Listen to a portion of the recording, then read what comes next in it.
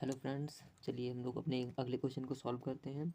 यहाँ पर question number 7 इस तरीके से है। यदि कॉट थीटा बराबर 7/8 हो तो पहला क्वेश्चन दिया गया है कि 1 + sin theta 1 - sin theta upon में 1 + cos थीटा 1 - cos थीटा। दूसरा है कॉट स्क्वायर थीटा का मान निकालिए।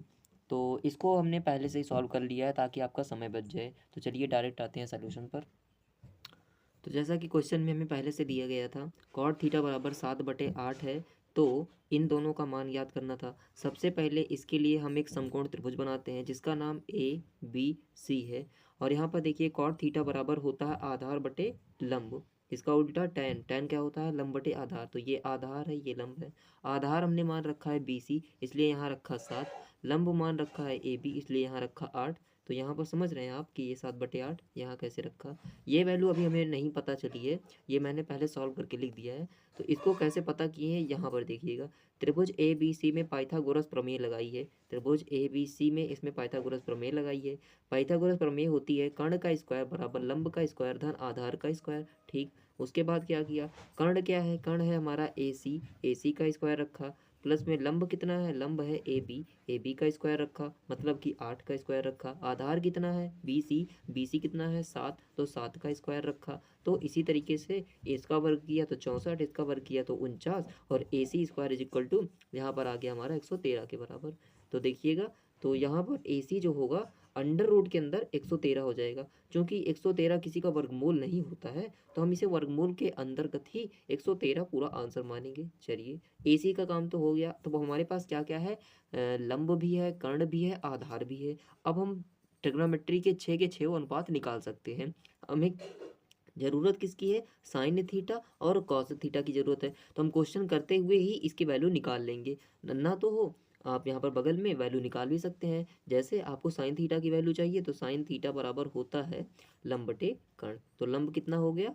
8, और कर्ण कितना है? अंडर रूट के अंदर 113। चलिए, ये तो हो गया। उसके बाद किसकी वैल्यू चाहिए? कॉस थीटा की वैल्यू चाहिए। तो कॉस थीटा बराबर आधार बटे कर्ण। आधार कितना है? 7, कर्ण कितना है? 113। तो यहाँ पर रख दीजिएगा, ये भी हो गया। तो इन्हीं दोनों वैल्यूज़ को आइए हम पुट करते हैं। तो देखिएगा, यहाँ मैंने पुट किया है 1 वैसे ही है, प्लस फिर उसके बाद साइन थीटा की वैल्यू 8/√113। इसी तरीके से इसमें भी पुट किया और नीचे कॉस थीटा की वैल्यू रखी और इसमें भी कॉस थीटा की वैल्यू रखी। ये एक लाइन गलत हो गई थी फ्रेंड्स, इसको मैं कट कर देता हूँ। हम लोग एक फार्मूला जो है बहुत बढ़िया से जानते हैं, A² - B² is equal to A+B A-B। इसलिए यहाँ पर हम देखिएगा, इसमें हम फार्मूला लगा देते हैं A+B A-B का। इन दोनों का मल्टीप्लिकेशन होगा, तो इसी फार्मूले के तहत हम इसको ऐसा लिख सकते हैं। यहाँ पर देखिएगा, पूरा पूरा आपको मैं दिखा दूंगा कि 1 का स्क्वायर हो जाएगा, ये हमारा A वाला टर्म है। उसके बाद B वाला टर्म जो है हमारा, ये इसका काम करेगा 1 का। तो इसी तरीके से 1 का स्क्वायर माइनस 8/√113, इसका स्क्वायर हो जाएगा। और नीचे भी इसी तरीके से बीच में माइनस, ये फार्मूले में देखिएगा ना, बीच में माइनस होता है ये, और ये हमको दिया गया था। इन दोनों को गुणा करके हम A² और B² के रूप में लिख सकते हैं। तो मैं सोच रहा हूँ आप समझ रहे होंगे। यहाँ पर A का काम 1 कर रहा है, B का काम 8/√13 कर रहा है। ये फार्मूला तभी लगता है जब दोनों ब्रैकेट में सेम सेम नंबर्स, जैसे एक यहाँ भी है, एक यहाँ भी है, 8/√13 यहाँ भी है, 8/√13 यहाँ भी है। चलिए फ्रेंड्स, हम आगे सॉल्व करते हैं। यहाँ पर 1 - 8 का वर्ग किया तो 64 हो गया। नीचे था अंडर रूट 13 का स्क्वायर, तो अंडर रूट का स्क्वायर हुआ तो ये अंडर रूट खत्म हो गया। देखिए, अंडर रूट का मतलब होता है घात 1/2। मैं आपको यहीं पर बता दूंगा। जैसे इसमें लिखा था अंडर रूट में 113 इसकी पावर में 2। तो देखिएगा, इसको हम कैसे सॉल्व करे थे।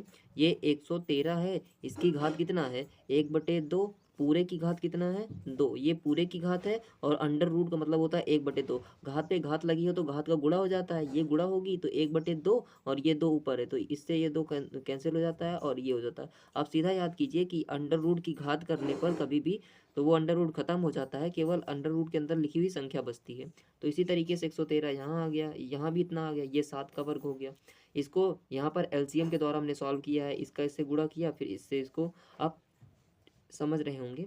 यहाँ पर देखिएगा, ये इससे कैंसल आउट हो जाएगा और हमारे पास बचेगा क्या?